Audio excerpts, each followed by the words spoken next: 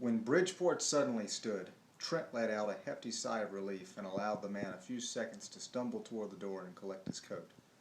When none of the Marquess's addle-pated mates followed, Trent ambled out of the room toward the exit, as if he hadn't a concern in the world. He stepped into the dark night and smiled. Finally he was getting a bit of good luck.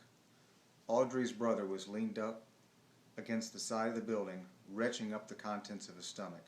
Trent waited for a moment until it seemed the deed was done, and then strode to Bridgeport.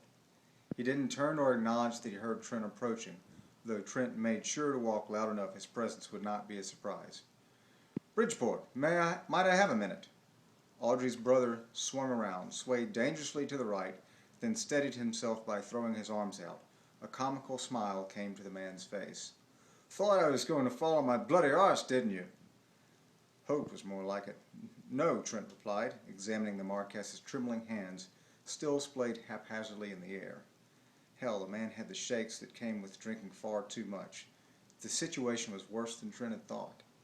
Bridgeport would be in no match for a duel. The man would be lucky if he could shoot an immobile object right in front of his face.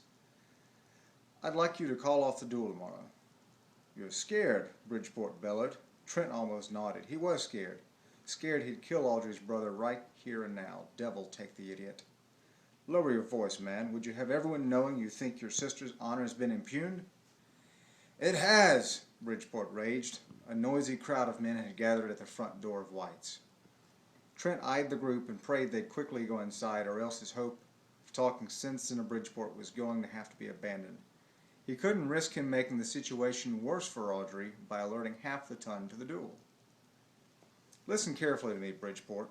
Trent purposely lowered his voice, hoping the fool would do the same. "I admit I took liberties I ought not to have, but your sister's innocence is well intact. I'm in no position to marry her as you demanded, but I vow to stay far away from her and do everything in my power to see she makes a respectable match."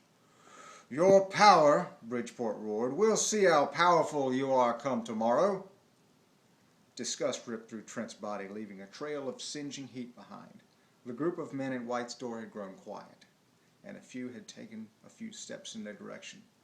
"Think of your sister, man. This duel could ruin her no matter how it turns out. If word somehow got out, or worse, you died." "I'm thinking of my sister," Bridgeport yelled. Trent furiously shook his head and yanked Bridgeport to him by the lapels of the man's coat. Once they were face to face, Trent spoke. "I'll meet you tomorrow because you left me no choice. But if you've any real love for your sister, you'll shut your bloody mouth and keep our meeting to yourself. There are people watching us." Disgusted, he shoved Bridgeport away and strode toward his waiting coachman.